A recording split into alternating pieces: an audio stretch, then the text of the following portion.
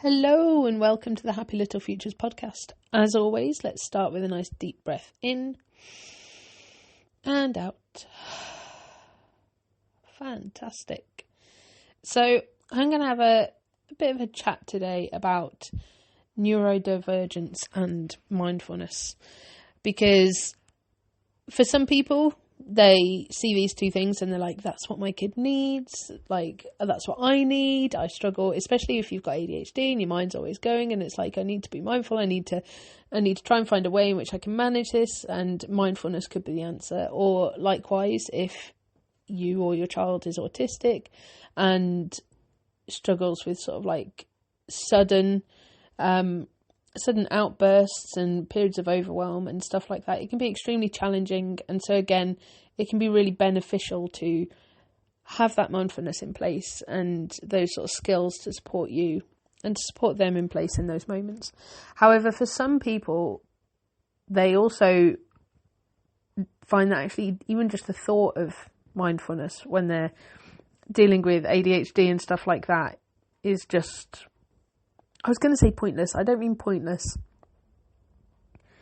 The thought of it in itself is a challenge to overcome, because especially when you've got ADHD or you're sort of like hyper-focusing, or you've got a special interest, for example, with ASD, it can be extremely challenging to switch your mind off. And that's what most people think about mindfulness and meditation being, is switching your mind off. However, it's not necessarily switching your mind off. We have, I'm sure I've said this countless times, we have 70,000 thoughts or so each day. And so for us to switch off those thoughts is extremely difficult, even for a neurotypical person. So the aim of mindfulness is not actually to switch those thoughts off. It's to have them come and go without judgment. It's to be present in the moment without judgment. That means that you might have a thought come and then you just notice it, go, oh yeah, and then let it go. Rather than having a thought come, picking up on it, sort of holding on to it for a while and letting it sort of fester almost somatically, mentally and stuff like that, so that then it becomes more of an issue than it needs to be. So being mindful in that respect can be really, really beneficial for children and adults alike who are neurodivergent. So, for example, for myself, I was only diagnosed with ADHD last year, possibly the year before. However, as a child, looking back now, I can see how much I masked. I was very much my daughter now, watching her grow up. It's like watching myself grow up again. I masked a lot. I struggled a lot with anxiety. I didn't feel like I fitted in and stuff like that. And I definitely think I've got rejection sensitivity disorder. I always get those two confused at the end. RSD, anyway. And so growing up, it was really, really challenging, because I didn't know how to challenge my thoughts. I didn't understand that actually there wasn't anything wrong with me. It was just the way that my brain worked.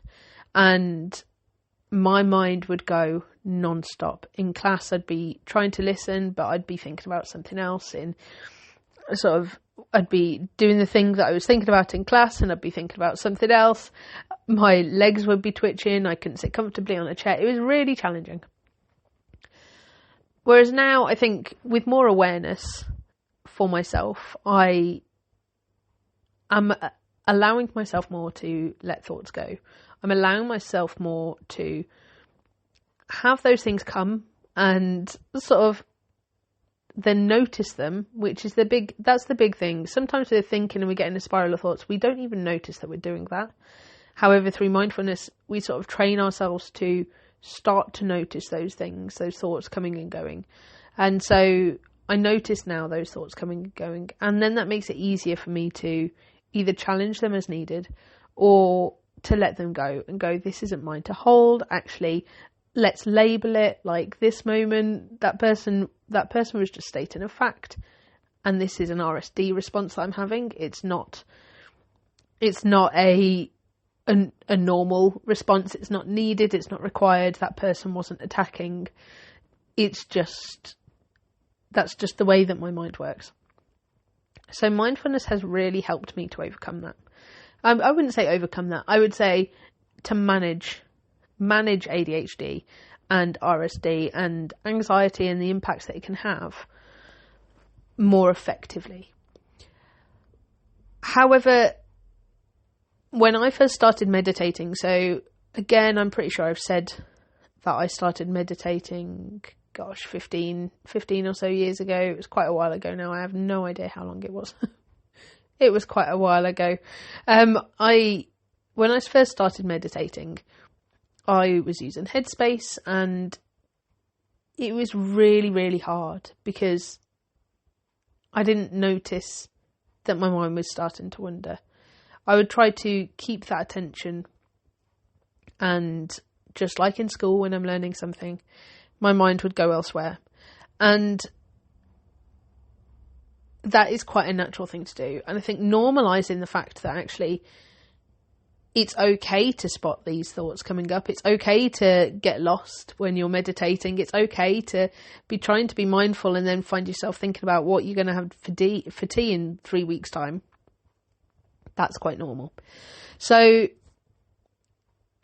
first of all, breaking down that barrier, that mental barrier of, I can't because I have ADHD. I can't because I'm autistic and I'll worry about other things. That is a really important thing to do.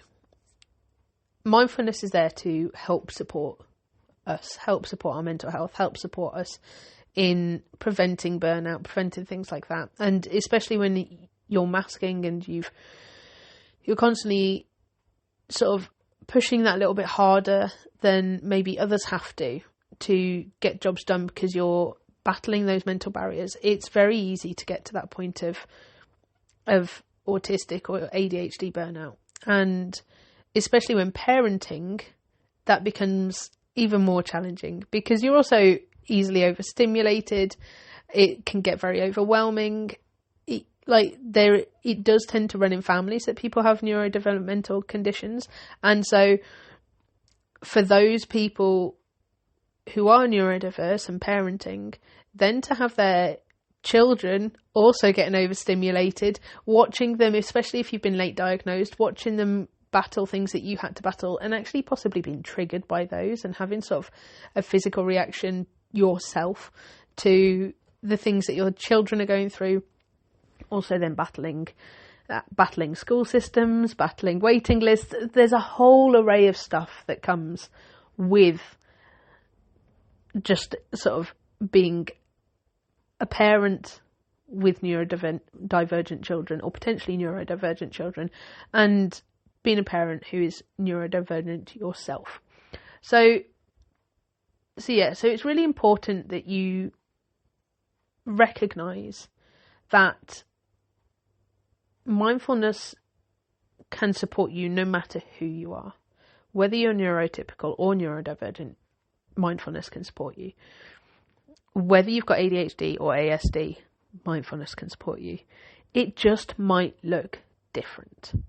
It might look different to someone who can set aside an hour and sit and meditate for an hour. It might look different. Again, I've got fibromyalgia. I've spoken about this. For some people with chronic health conditions, mindfulness might look different to someone who doesn't have a chronic health condition or any form of health condition.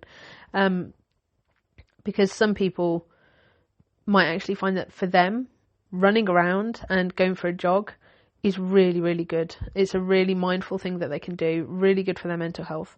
Something that they can just sort of let things... Excuse me, yawning. Sorry, don't know where that came from. I do, I'm exhausted. It's end of term. That's where it came from. I'll just lie to you. No, it's end of term. My kids are overwhelmed. I'm overwhelmed. It's very tiring, and it's hot in the UK. I know I've got listeners all over the world. It's very hot in the UK and there is no air conditioning. or anything like that. It's very difficult to escape it. So that's why I'm yawning in the middle of the morning. Where was I?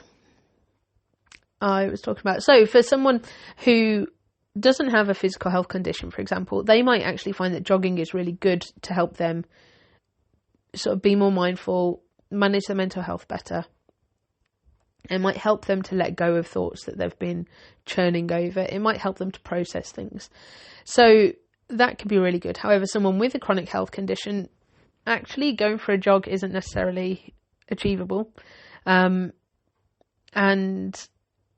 for them, reading a book might be more achievable. It might be more achievable to just sit and just have some music on that they like.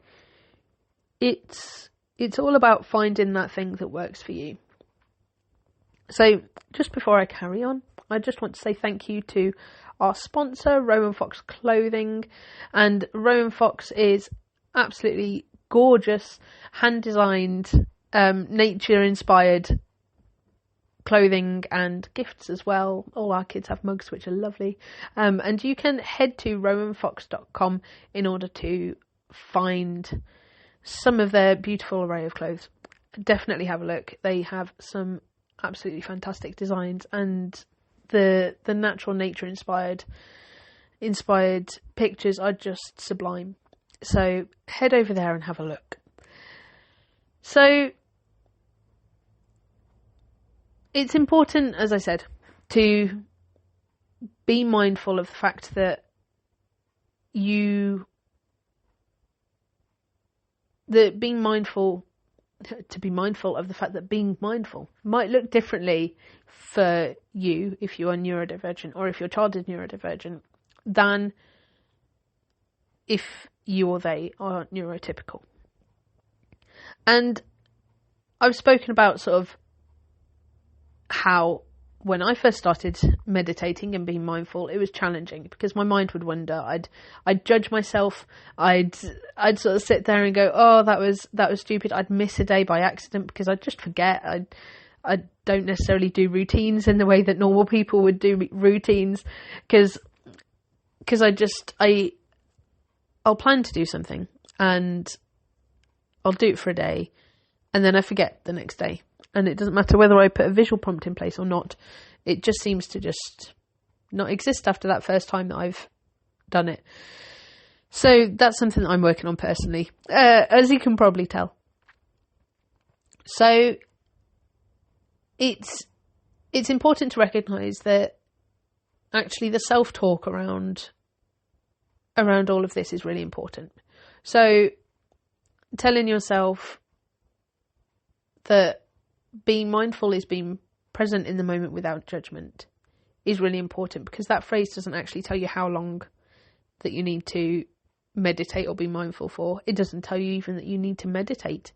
It just tells you that you need to be present in the moment. And that can be as simple as putting your phone down and going over and just sitting and playing a game with your kids, or watching your kids, even sitting on the sofa and watching your kids play as you have a cup of coffee, even if you're lucky enough to have that cup of coffee, to just be sitting and tasting it, feeling that heat go down as you drink and stuff like that. That is being mindful. And if you find yourself getting lost in thoughts, when you find yourself just going, "Oh, my mind is wandering," I'm going to come back to what I was doing. I'm going to be present with the kids right now. I'm going to drink my coffee right now. And that's really important as well, because in that moment you're not judging yourself for having lost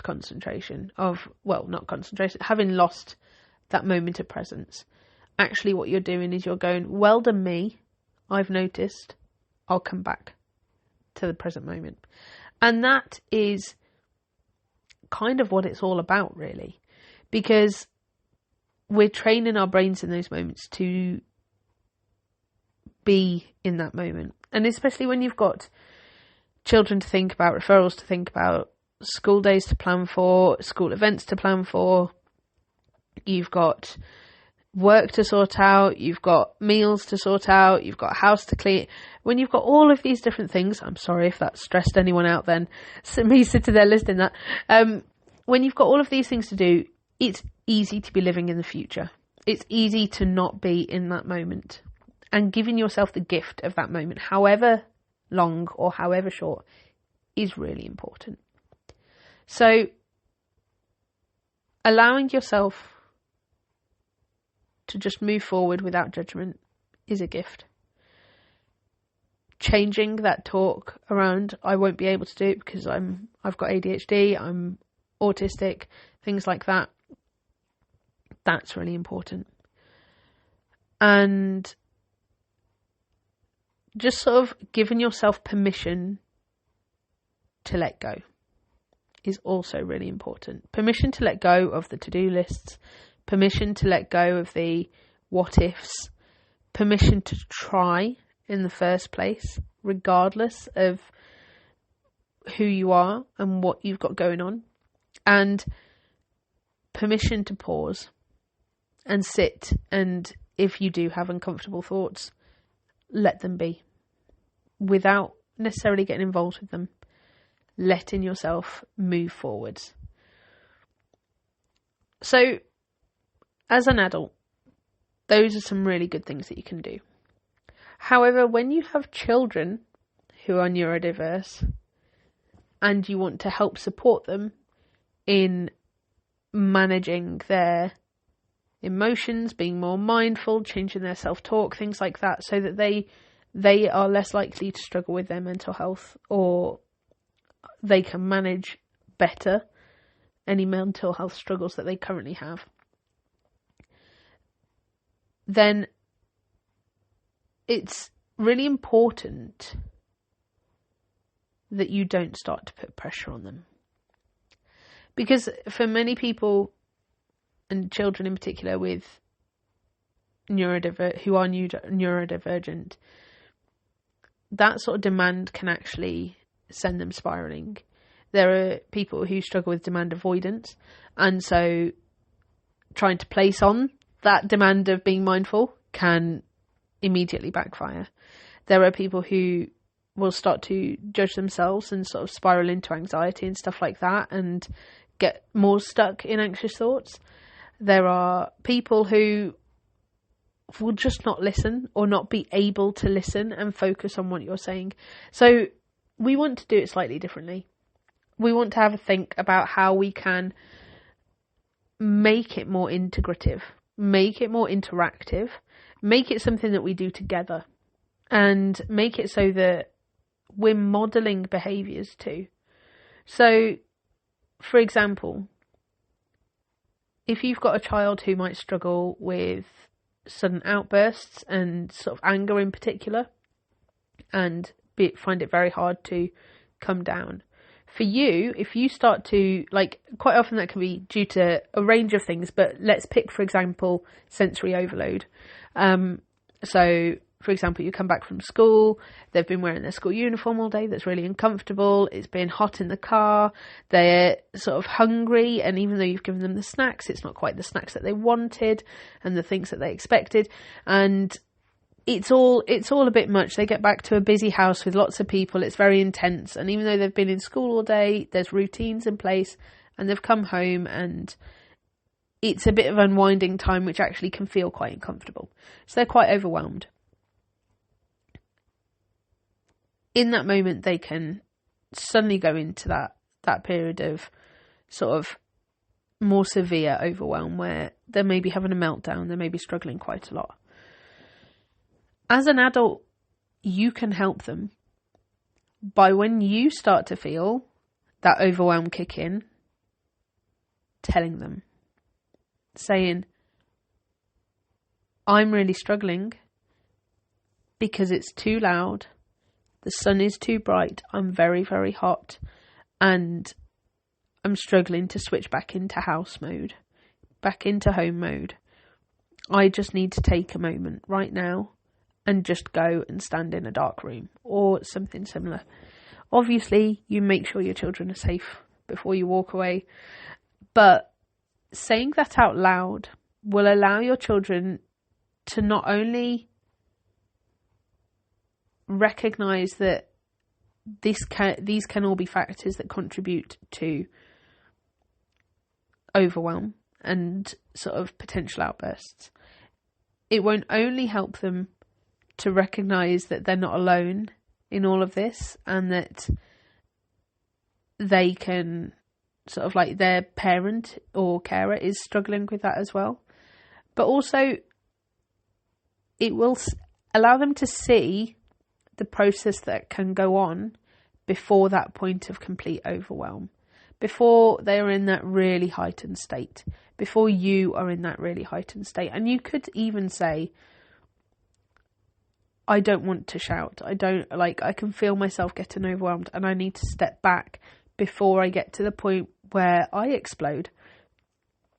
So giving them that sort of like almost a visual aid of how things can change for you and how the processes in the lead up can really start to come out and show their face will give them more awareness of not only your triggers but also of theirs.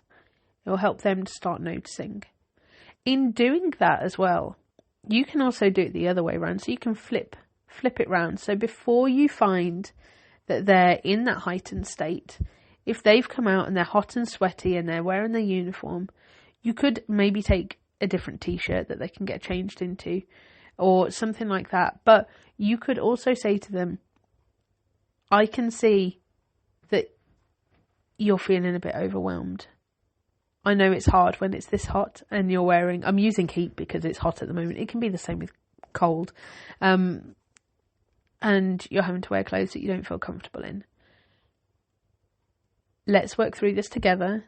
Let's get home and give them a plan. Let's have a nice ollie when we get home, and you can take your top off and put on one that's more comfortable. You can have a bath, a nice cool bath or a nice cool shower and cool down, and we can start fresh at home and start to help them to notice those moments when you see that tension building, when you see that point just before things start to get hard. Help to label that in the lead up. So not only are you modelling that lead up for yourself, you're modelling it for them as well in their own body. And bringing in these sort of like these noticeable, sometimes sort of somatic symptoms of things like sensory overwhelm and stuff like that. It can really help them to then become more aware of them in the moment. A bit like when you're being mindful and you're meditating, for example, and your thoughts start coming up. The more you practice noticing those thoughts and letting them go, the more you notice the thoughts quicker. The more you're able to nip them in the bud before they get too much. So having to think about how you can start to label those things and allow them to notice them in a way that isn't demanding anything of them. It's just helping to label and help them to feel seen and to recognise it in themselves. There are also many different ways to be mindful, which I have spoken about previously and which you can find out more about in the Helping Kids with Mindfulness course, which I will talk about in a second. But all of these different ways, often we look for the natural anchors. So, for example, if your child is someone who likes to sit and colour in, you're not going to go, right, let's go for a 12-mile jog and be mindful. You're going to go, okay, well, actually, they like to sit and colour, so maybe we could sit and colour. So integrating it for someone who is, well, for any child, any adult, but especially when there's sort of neurodivergence at play and potentially things like demand avoidance and things like that at play, we look for those natural anchors. We look for those things that, though your children will naturally be drawn to, so that we can start to build up time within their day where they can take moments out so that they can then go and sit back and just take it easy and be mindful in that moment without judgment, without their thoughts flying up all the time. And if they do fly up, even encouraging that chat, even sitting there and modelling it with them and sort of going, oh, I was just thinking about dinner for tomorrow, but I don't need to think about that right now. So you could have a book. So I'm going to write it on this list so that I've got that, so that it's something that I can come back to when I'm ready. Or I don't need to think about that right now, so I'm just going to let it go. And just sort of almost talking out loud and processing it out loud and helping them to become aware that actually it's not something that we always have to focus on, the thoughts in our head. And in time, that also starts to support things then like anxiety and things like that. And I can talk about this another time. And there will be courses coming up to help you to support yourself and also your children in noticing these sorts of things. But I am starting to run out of time. I have gone on a little bit today, so I am going to have to sort of draw that to a close. But hopefully that's given you a bit of food for thought on not only how you can approach mindfulness to support your mental health, to support neurodivergence, but also how you can start to integrate things and model things to help support your children and any children that you know who may be struggling, whether they're neurodivergent or not. But I know that I've put a bit more of a focus on neurodivergence today.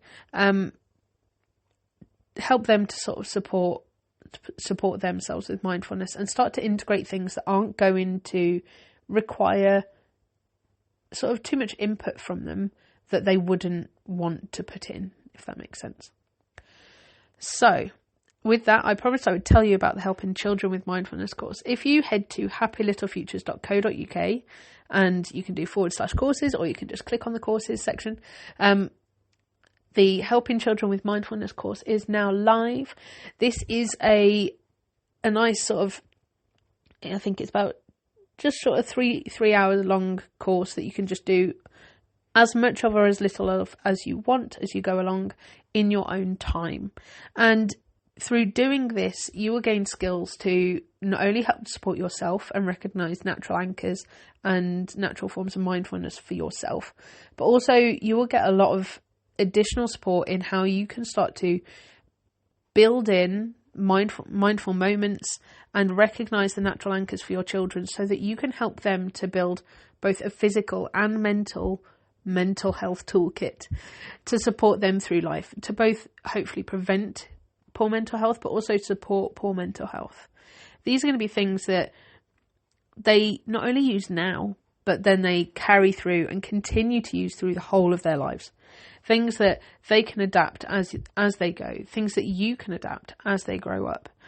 And by doing this, you will start to help them to become sort of more emotionally aware, more aware of their triggers, more aware of when that sort of like self-esteem is a little bit low and what they can do to help, what you can do to help, more aware of maybe where they're sort of getting overstimulated by senses, or whether they're sort of sensory seeking in certain ways.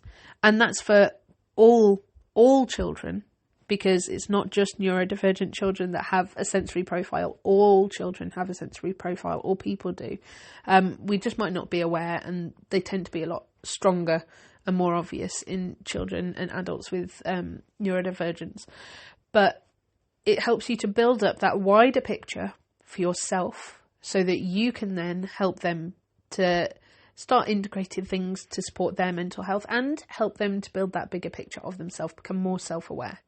So head to the Happy Little Futures website and you can find all of that. And in the meantime, don't forget to give me a follow or a like on Facebook, Instagram, TikTok, YouTube, wherever you might be.